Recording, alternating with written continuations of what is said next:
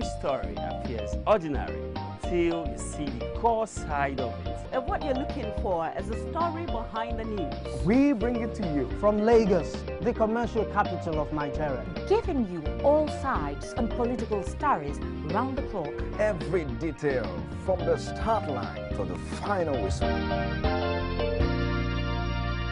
CoreTV News, expanding your view.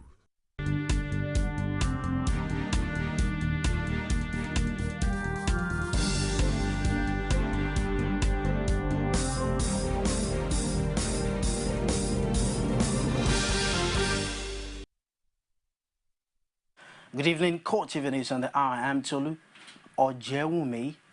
We'll give you this update first. A bomb explosion has erupted in the city of Kano. Details were still sketchy at the time of filing this report, but we promise to bring you the details in our subsequent bulletins. And now Ekiti State Governor Kayode Fayemi has thanked the people of Ekiti for their support during the governorship election, while also congratulating the victorious candidate of the People's Democratic Party, PDP, Ayodele Fayose. Governor Kayode Fayemi, who promised to work with the newly elected governor of the state to continue to move the state forward, called on all sons and daughters of Ekiti to come together after what he described as times of divisive electioneering campaign. About 30 minutes ago, I spoke with my brother, Mr. Peter Ayodele Fayose, congratulating him on his victory. In a few hours from now, on Monday morning, I will be meeting the governor-elect to discuss the future of our dear state and how we would work together to institute a smooth transition program. It has been a hard-fought election. As expected, in the course of the campaign, there were unsavory episodes as the candidates toured the nooks and crannies of the state to sell ourselves to our people.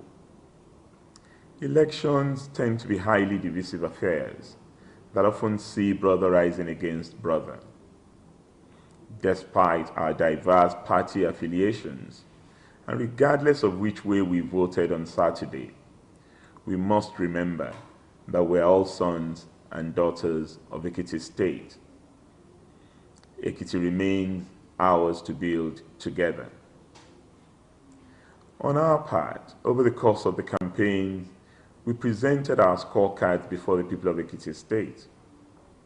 We never at any point took your support for granted. We campaigned, we canvassed, and we traversed the nooks and crannies of this state. Our performance and achievement in office will remain the backdrop against which the next government, and indeed future governments, will be assessed.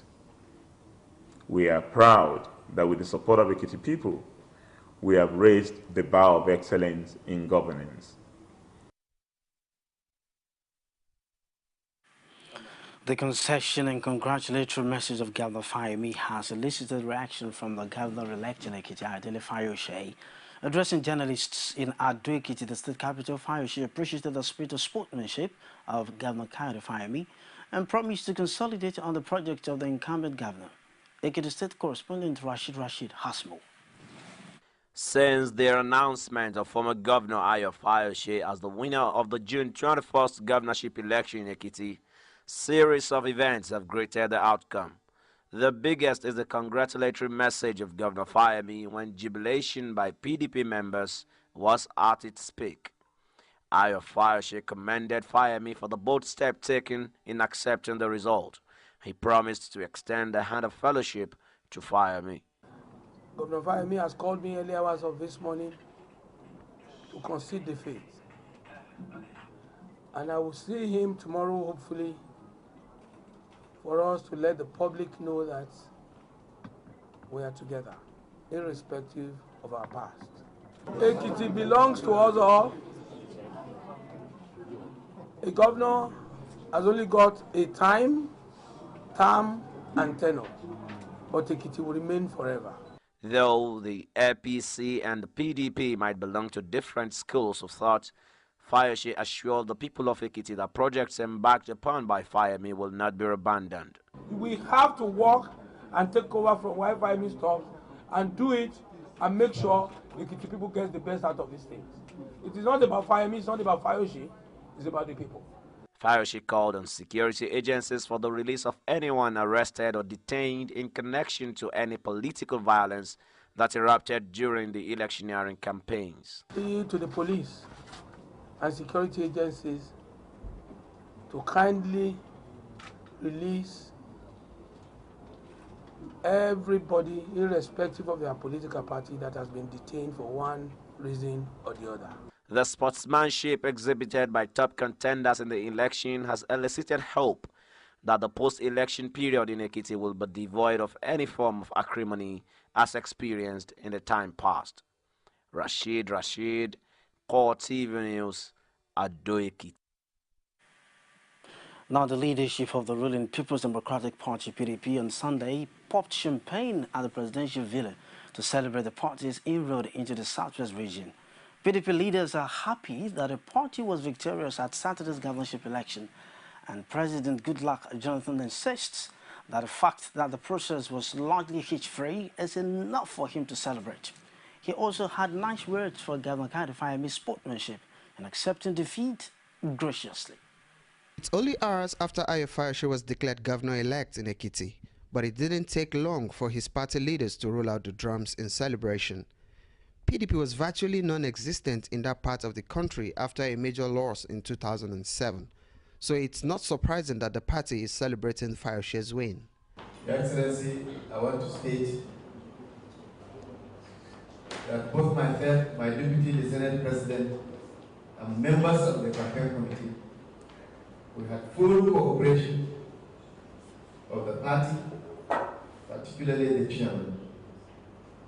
And I'm happy today, Your Excellency, that we have not failed you and the party in the assignment that has been given to us. Congratulations.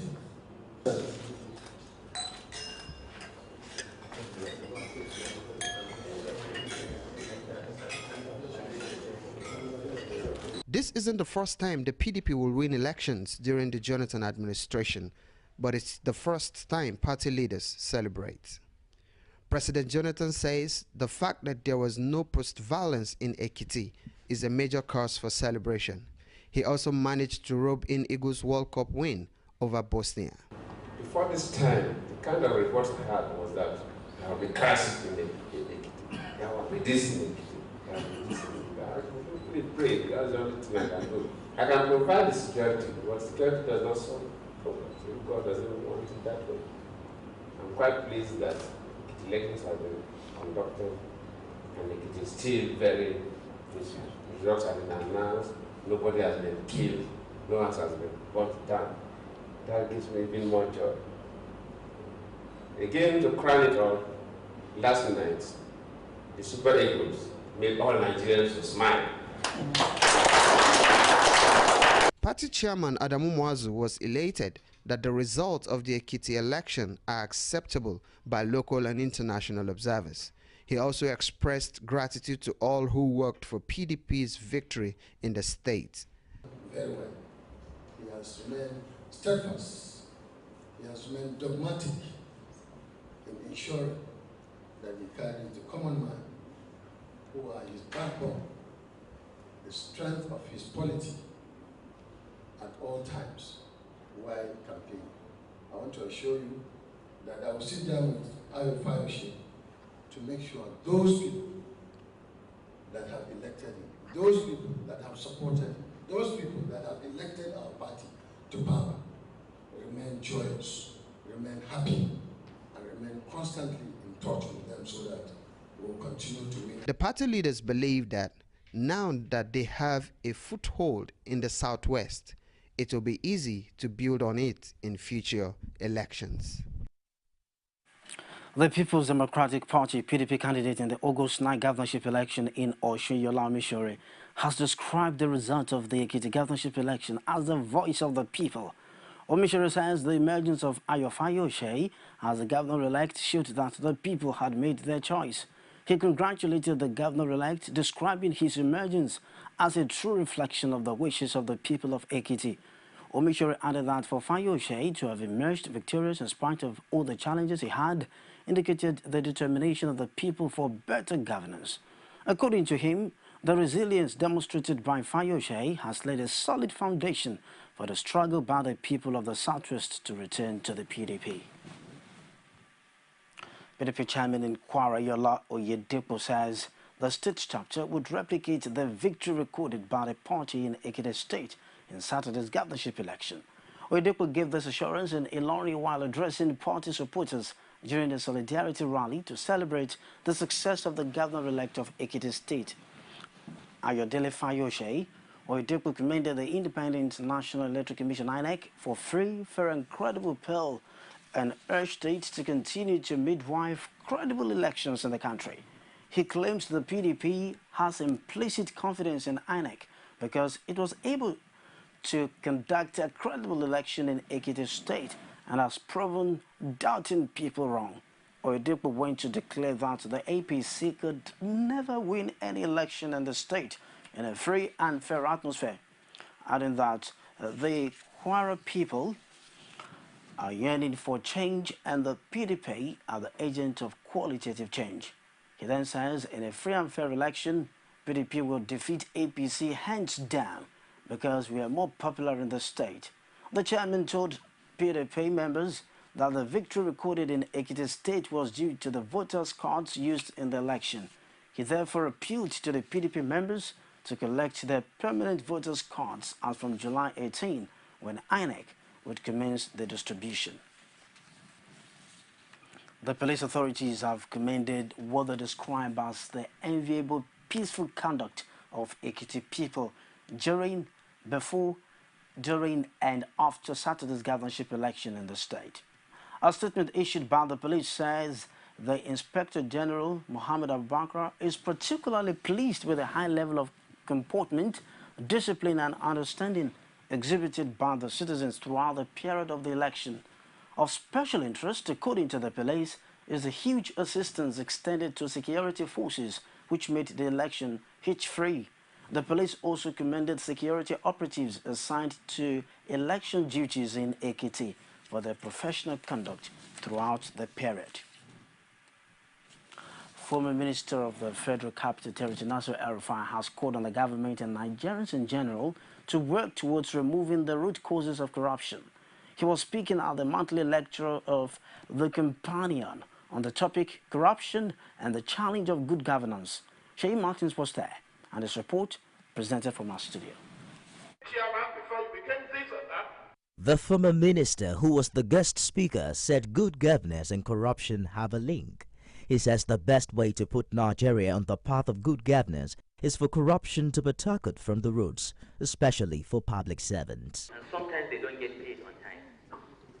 Their police stations have no material, no writing material, no pens, no electricity. So we must attack these roots. We must remove what can push an honest person towards corruption. Because the person that cannot feed his family or send his children to school or pay his hospital bills, I'm sorry, is incapable of being honest. So we must attack the roots of corruption. Discussant at the gathering, Debo Adeniran and Moise Banire spoke on the greed of those in public office, saying most corrupt acts are just purely covetousness. Moise Banire decried what he termed the politicization of religion as a form of corruption. I submit strongly that is an act of corruption, because like our current governor said, on the road that you fly, the water you drink, is it really there or is it dictated by your religion or your faith? But what do we find? We find a situation where we're going to, at least as far as I'm concerned, we do not know the end. It's the beginning we are seeing now. I've said this several days, it's the beginning we are seeing. But by the time the end comes, it probably will consume the whole political firmament of the nation. People wey don chop belly food, if he want chop more, not be say he need that food though. He just dey chop am for chop his say he get access to am. He just dey chop.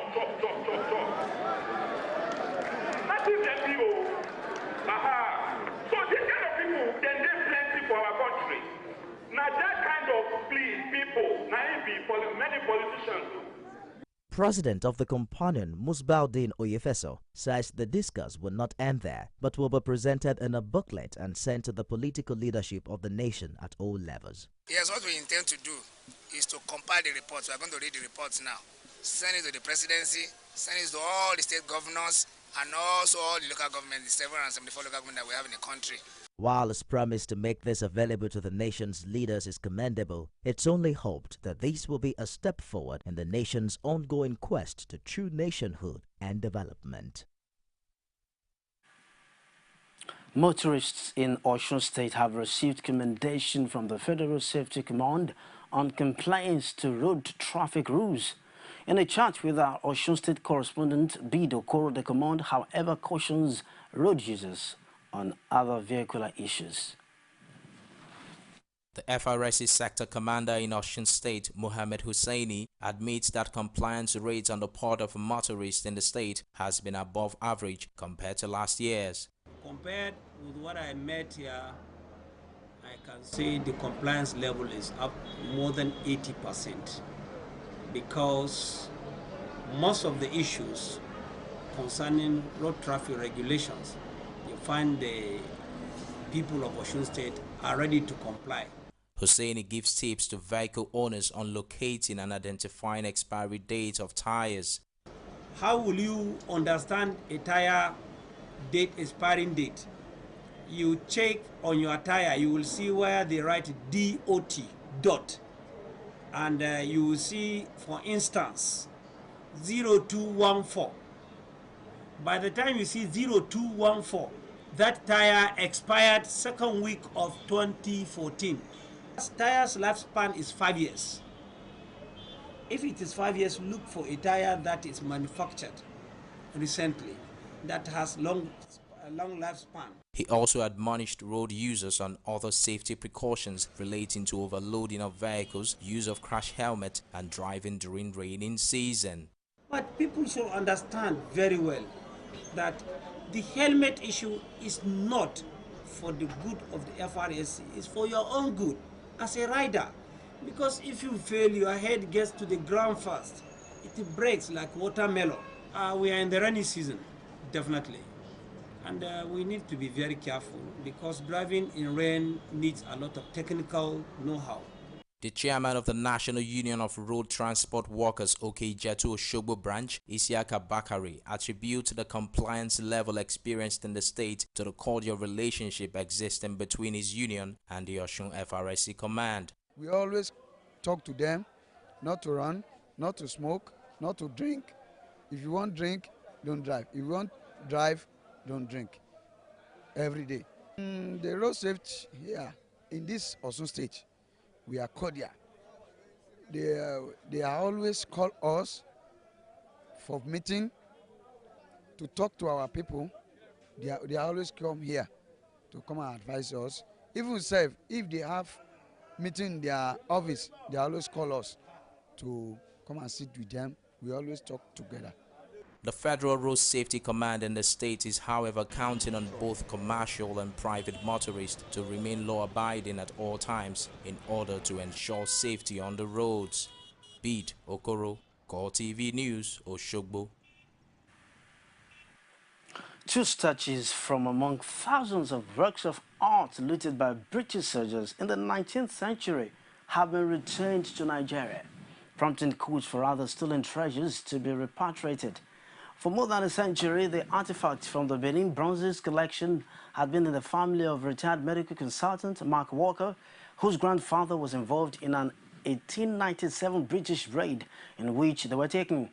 The statues depicting a fabled ibis bird and the traditional monarch's bell were given back to the Oba of Benin, Oko Akpolokpolo Erojiwa I, at a ceremony attended by royal officials and local dignitaries.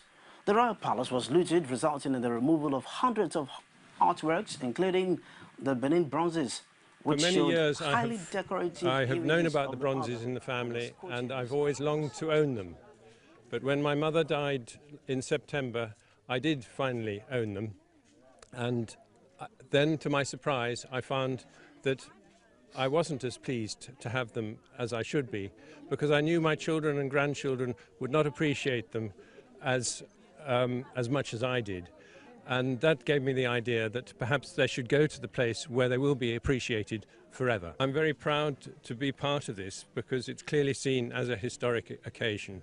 I had no idea that it would be regarded with such importance, and it's very gratifying to me to have been able to play some small part in the history of the restoration of the bronzes, because I think more will come back. I'm sure more will come back. I'm sure that Mark Walker's first, with this symbolic gesture, will just start opening the doors for other people to realise the story, and I hope to persuade them to return their bronzes in various parts of the world. People know about the story.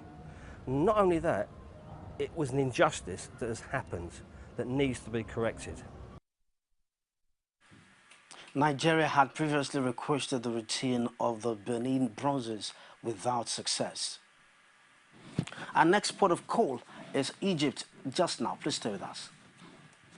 Nigerians continue to travel the city of Lagos once again as all routes. Be the first to know from the north, south, east, west and around Africa.